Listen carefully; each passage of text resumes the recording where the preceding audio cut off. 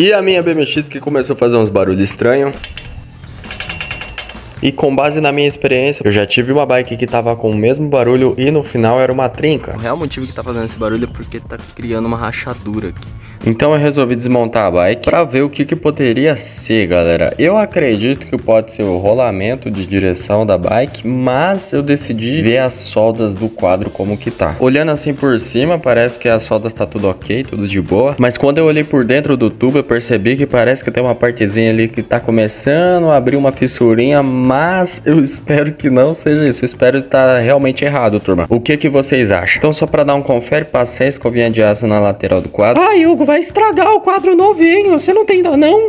Não esquenta a cabeça, depois vocês escolhem a cor aí. Afinal, já comenta aí uma cor nova pra gente pintar esse quadro. E as soldas estão perfeitas, galera, como eu imaginei, não era nada demais. Ai, Hugo, então o que era? Era coisa da sua cabeça? Provavelmente era essa peça aqui da direção que tava fazendo barulho. Essa peça aí, ela vai encaixada por cima do rolamento e ela tava se movimentando um pouquinho ali. Essa daí era que tava na minha bike. Agora essa daqui é que eu peguei de uma outra direção que tava 100%. Então provavelmente é isso. E depois que você escolher uma cor nova pro meu quadro, a gente monta a direção de novo e vê se tá tudo 100%, tudo ok, tudo bonitinho, fechou? Eu acho que roxo super combinaria com a cor da minha bike, mas eu vou deixar vocês decidir, é nóis.